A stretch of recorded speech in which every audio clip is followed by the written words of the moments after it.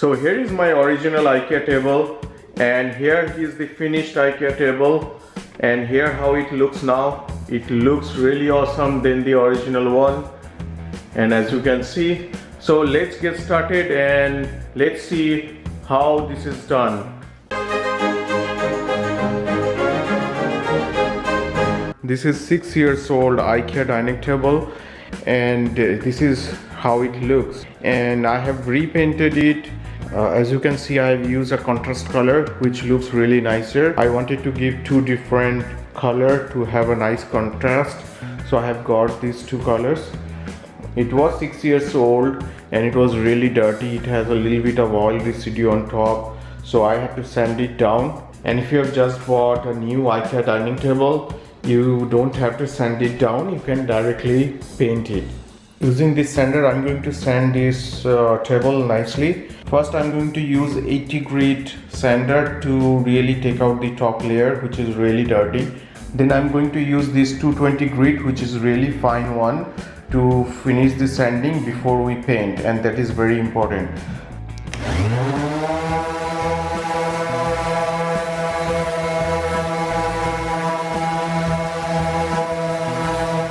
I have 80, 100 and 120 grit sandpaper as well for the chairs, because the sander won't work in all these places. So I have to use this sandpaper to manually sand it down all these curves in the chair and all these little places where the sander cannot go. As I said, it's a 6 years old dining table, so in some places I have this dirty oil residue which I have to take it out, but the sandpaper is not working well on those areas. So before I use this sandpaper, I'm going to use this knife to take it out.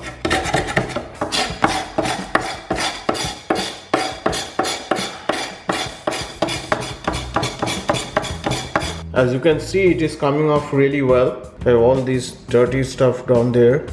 Also, there is a carved area on the side of the dining table, so in these areas I'm going to use this folded sandpaper in this area and sand it down nicely.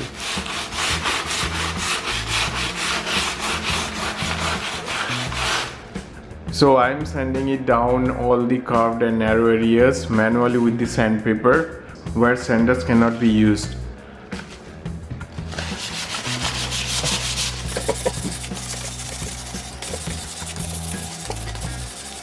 Now I'm using 220 grit sandpaper before we start painting.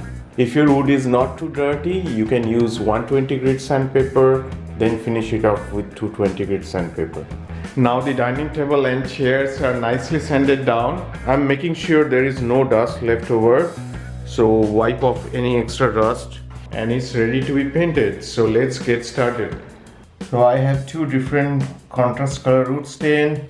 I have a brush, I have a lint-free cloth, and couple of gloves.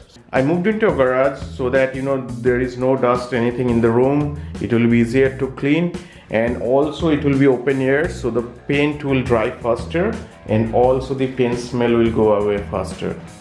I have loosened the screws from both the sides of the chair so that there will be a gap and it will be easy to paint the contrast color.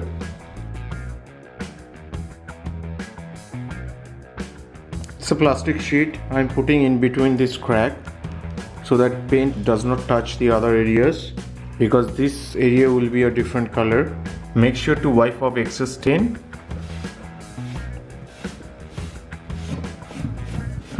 Here how it looks, non-stained wood versus stained wood. It's now colored, so the lighter stain is done. So on the chair sides, chair legs and the table legs will be darker colors, so let's get started on that.